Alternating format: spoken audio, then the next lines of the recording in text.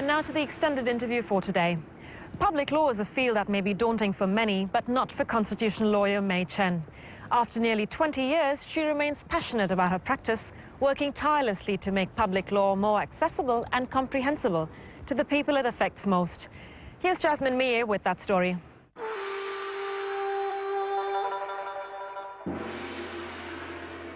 Pragmatically speaking, there's got to be something in it.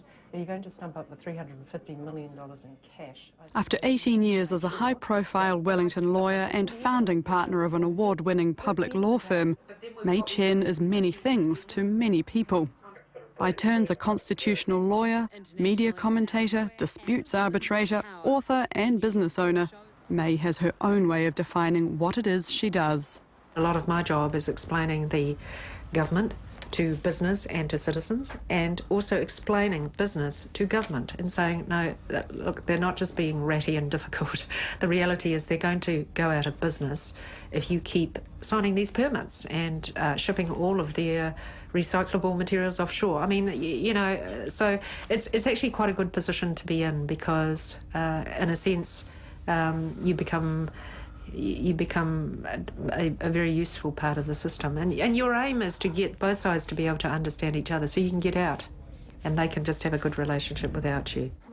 In the cracks and crevices of the interface between government and business, or government and citizens, where communication breaks down and different agendas clash wildly, Mai's expert knowledge and years of experience help both sides find a resolution. It's also, I think, the value that you can add in making sure that the two sides can talk to each other.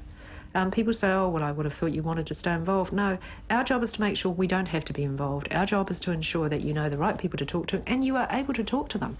And they understand that there's a benefit in talking to you and you understand that there's a benefit in not suing them.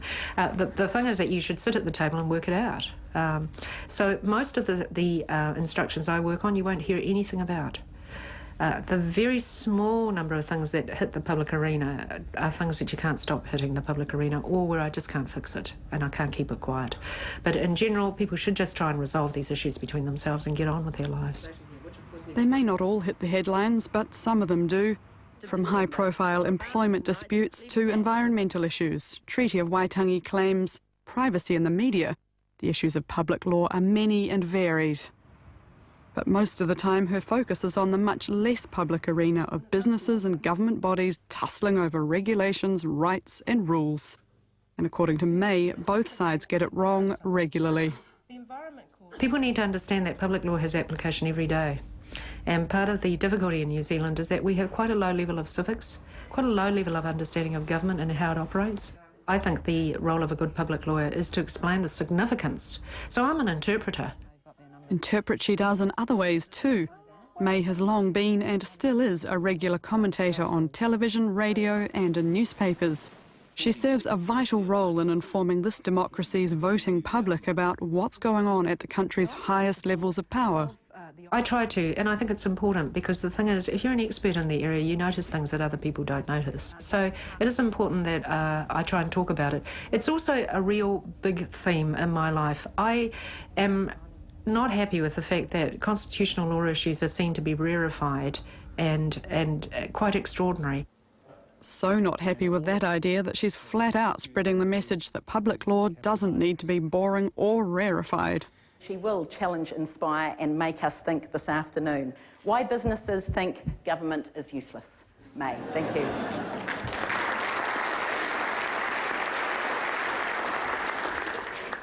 So we all stereotype. Now, those of you out there who don't know me see a small Chinese woman. You probably think she drives badly. She's probably good at maths. Wrong. Addressing a recent business think tank aimed at generating ideas at the sharp end of New Zealand's economy, Mai's message was typically succinct.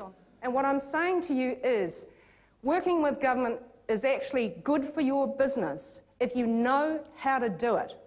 Most of the people that I work with don't know how to do it, and those who do have a huge market advantage. And if you want to know more, buy my book. But it's not just the talk that wins them over. According to her long-term clients, Mai Chen walks the talk. The director of the biggest private tertiary education provider in the country is one of those clients. We deal with the Crown. Of course we do. In education, you quite rightly are dealing with the Crown. The power imbalance is the issue. It can be likened to a David and Goliath arena. And this is where the extraordinary abilities of Mai and Chen Palmer come in, because Mai practices public law in a remarkable way, a way in which she achieves real commercial results. A client of Chen Palmer for 15 of her 25 years running this business, Anita Finnegan's company now provides training for 2,500 students across 5 campuses in Auckland alone. Very empowering for the David, in this David and Goliath arena, and leaves me in a position where my business relationship with the government representatives or the Crown agencies is good, sound, and I'm able to keep on building from that basis. Mai's on fire. She's got 1,000 ideas a day, but she's enormously effective. I mean, people go to her for solutions in the law, solutions in the political environment. She is, I think, a very special young New Zealander, and she is still young. But she's well positioned because she walks in many worlds. As a Taiwan-born New Zealander, Mai has been walking in many worlds for most of her lifetime. She's an inspiration. She's been there and done that. I've asked her several times if she'd like to participate in our events, especially our Banana Conference, which profiles high-flying Chinese role models. And she got in touch with me and says, look, anytime you're holding any future events, I'll be very happy to give my services free of charge. And she came along and gave a really stunning speech to the young people. Her CV may be an impressive resume of one high achievement after another, from being dux of her Otago High School to gaining a master's from Harvard University, then moving quickly up the ranks of her professional field back home, but none of it came easily. Well, I was the youngest of 4 girls, and my parents, I think, were pretty desperate to have a boy. It's just cultural. I understand that. So I think I was really their last attempt to have a son. And the household I grew up in was very much one where we were pushed to maximise all we could be and to be the best that we could be. So that's the household I grew up in. My father worked very hard. My mother worked very hard. We all worked very hard. And then when we came to New Zealand, we worked harder.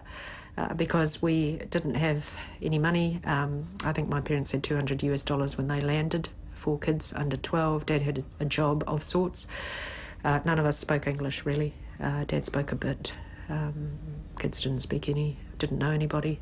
I mean, it was an extraordinary context in which to grow up. So it was a context, really, in which you really had to work if you were going to survive and find a way through that. Mai was 6 years old when her family left Taiwan and arrived in Christchurch, just in time for a cold, crisp winter. The first 10 years were really hard, really, really hard. But the good thing is it stands me in enormously good stead now, Jasmine, because there is nothing that I find really impossible, because I grew up that way, really. So I'm really good at helping people in crisis. It just doesn't bother me at all. When there's a fire going, people come in here and they're ablaze, basically, and there's chaos and there's an emergency, it's fine. I feel very calm. I feel quite at home, really. And then, Marina, we need to call the other. Halfway along the terrace, appropriately nestled between the capital's high-rise towers of commerce and the Beehive, Chen Palmer is in its 19th year. A regular winner of industry awards for Best Boutique and Best Public Law Firm, the company's ongoing success and ever-widening client base is a reflection of Mai's dogged determination to be the best in the business. I love working with my team. They're really good and they're well motivated, and I love it because we pioneered this area of public law, and so the young ones are as good as the old ones because it's a new discipline. Some of them are so good. They're so good. I just want to give them a hug, you know. And I love it when we're all running. When we're all running you know, and we can box above our weight. I think she feels rewarded when she can see us grow and when she can see us succeed, and that's something that she takes a lot of personal pride in. It's very outcome focused. There's no square box that we try and fit problems into. It's a clean sheet of paper every time. Every hour is like being in the best public law seminar or lecture you could ever be in, and it just feels like she's just always teaching you, and she's always sharing. Her lead-by-example approach is one that extends beyond legal matters and into savvy business management, something she learnt on the job. I came out of academia. I didn't come from a business family. When I came to this firm, I had 11 months of private practice experience. And the person I was running the firm with at the time, who I started the firm with, said, I've been Prime Minister, I've run the country, it's your turn, you run the firm. So I think I did a pretty bad job of it. But the good thing about private practice is you learn, because if you don't, you starve. And I had to mortgage my house to start the firm, and you've got to pay your staff. So as long as I am in this chair, and as long as I'm running this firm, I will work very hard to make sure that we can be the best firm in public law.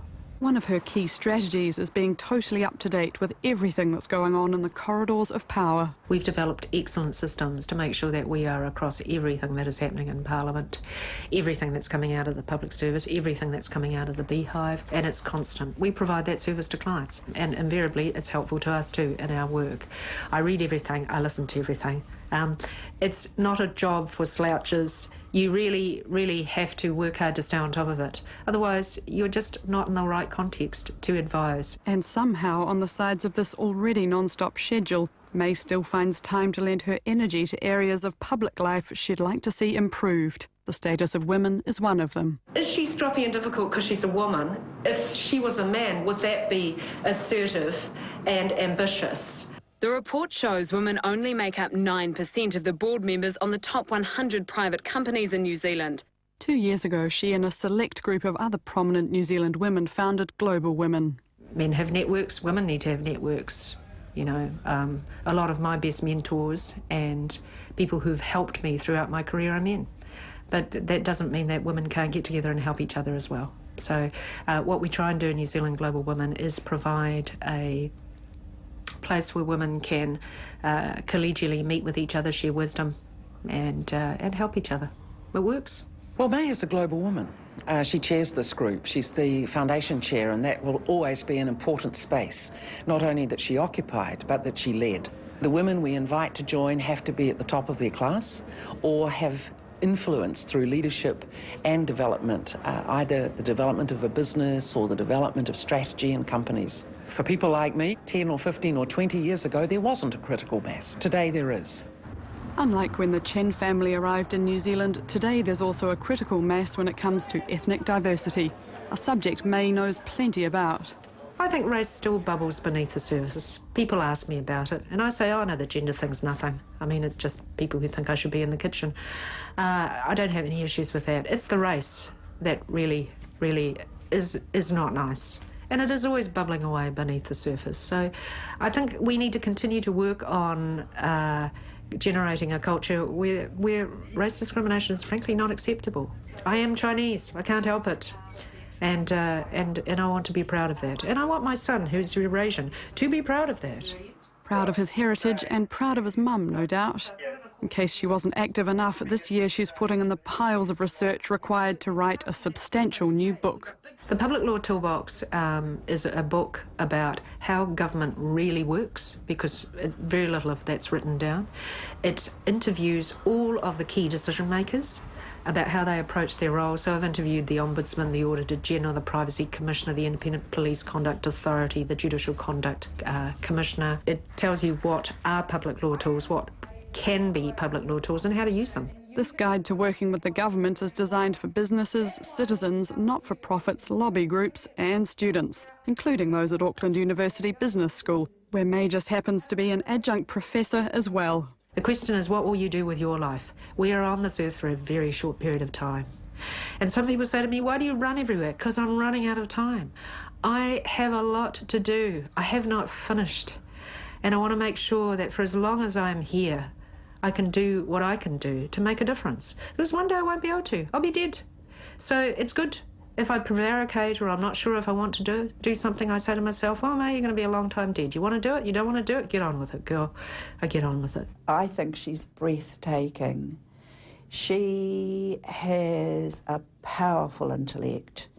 She is quick. She is focused. She is networked.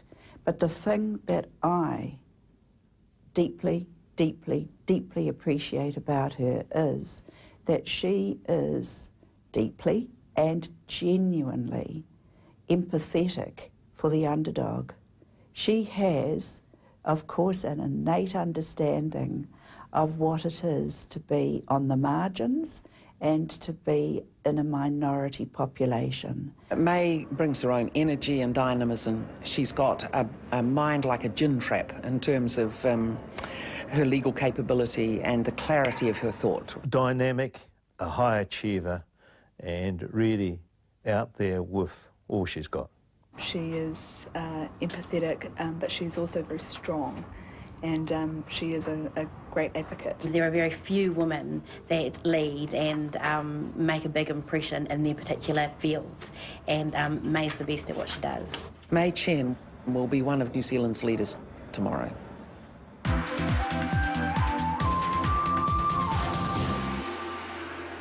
Well, that brings us to the end of our show this week on Asia Downunder. Thank you for joining us. Don't forget you can write to us at our address on the TVNZ website. See you again next week at the same time.